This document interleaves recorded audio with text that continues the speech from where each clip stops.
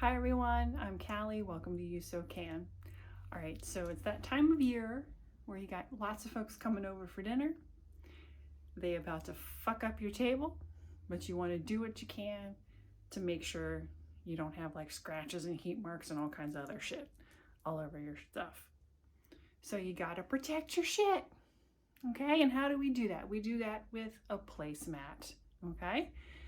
You don't like what you find at the store? Guess what? Go to the ye old fabric store, pick you up some stuff that you like, some fabric that you like, preferably washable, nothing furry or no naps to it, and you make yourself a placemat.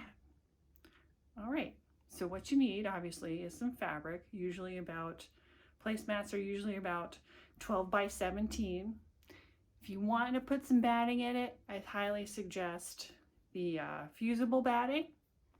Makes your life a lot easier, especially if you're making a lot of them. Okay? And then your usual shit. Thread, machine, what have you. All right, let's go make some. All right, gang, so I've got my fabric already cut out. I cut it out each piece to 12.5 by 17.5. So what that means is I'll be using 1/4 inch seam allowance. But if you need extra seam allowance, just make sure you add that to your desired finished size. And you can see here that I rounded the corners on mine. You don't have to. Do it if you want, if you feel a little adventurous.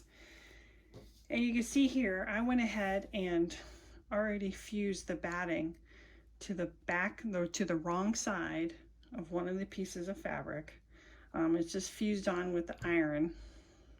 And all that does is just really just base it down so things don't move around when you're putting this stuff together. And you'll see also that I did cut out the batting minus the seam allowance, plus or minus a few millimeters. What that does is just reduces the bulk in your seams. Really, if you were just to cut it out the same size, I would suggest just cutting down, after you sewed it together, cutting down the batting so you just don't have like extra bits on there. Okay? So when you're sandwiching this together, that's what's called as a sandwich, this is very similar to when we made like a pillow or pillow/pin cushion, except you want to make sure that, you know, you're obviously the same thing as your right sides are still together, but just make sure that that batting is on the outside of your sandwich. I know, I don't know why it's called a sandwich because you put things together, but yeah. So it's really just the same thing as we did with our pillow. Sew around, leave space for your hand to get in there and pull stuff out. And one tool that's helpful is your point turner, but we're going to use the rounded edge to help. If you're doing 90-degree corners, this edge is helpful, but since I'm using the rounded bit, I'm going to use this part. All right, let's get to sewing.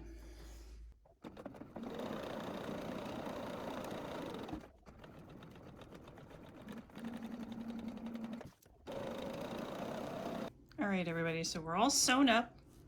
And if you see here in the corner, what I've done is I've clipped out some notches so that way when this turns in, you don't have a bunch of bulky shit all trying to fuck up your nice curved corners.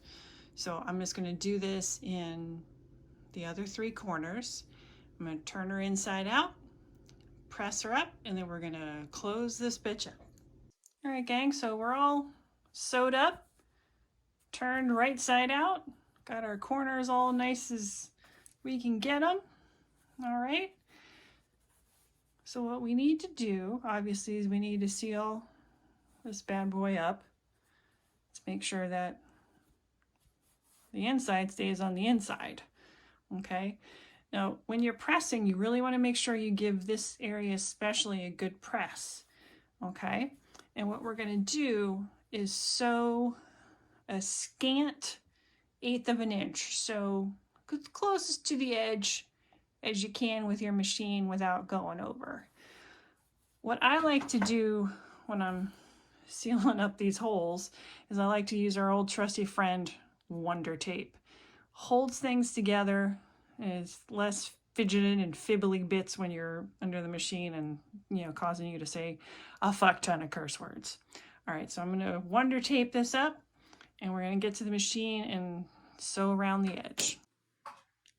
Okay, everybody, I'm just here at the machine. I just wanted to show you, I have a special foot for my machine that comes with the machine. It's an edge stitching foot, and it just helps you get right up on the edge. And then so it makes things a lot easier, especially when, you know, your brain can wander and you really need a thing to focus on. But if you can't, if you don't have an edge stitch machine, or you don't, not an edge stitch machine, an edge stitching like foot like this, you can use your normal foot and just really pay attention. Go as slow as you need to. This is not a fucking race, okay? I am using a 3.5 inch length on my stitch length, and then you can, I'm using black thread for my top and for my bobbin, but if you want to mix it up, go for it. Just make sure that your threads match. Real easy way to find out if your tension is right in your machine too. All right, so here we go.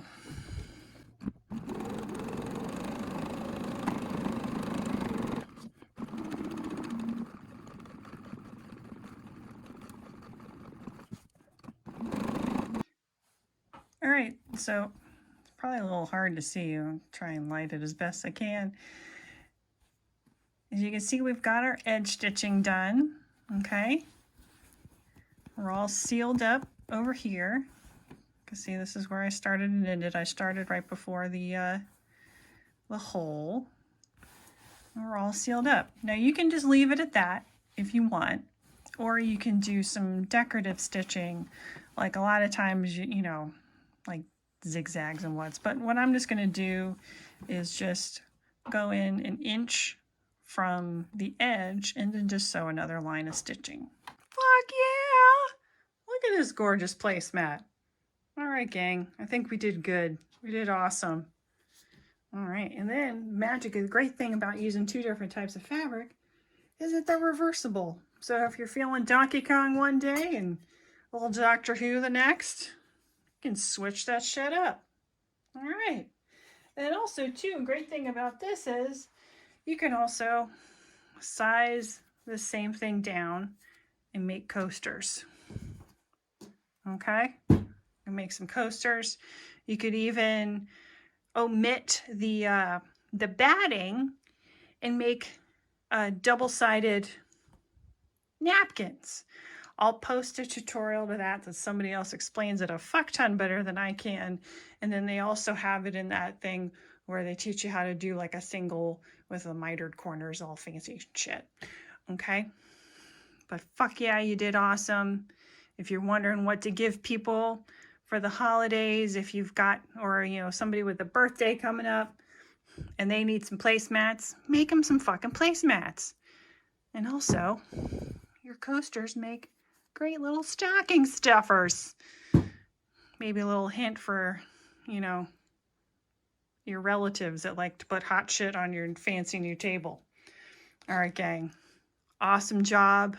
Fuck yeah. Let's get out there and do it.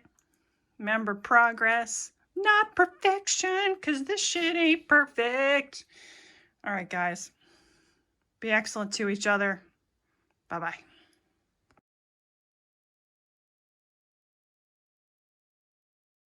Fucking shit. Fuck asshole. God damn it. Why can't you fucking peel away? You fucking fuck shit. Oh, there you go, you jerk.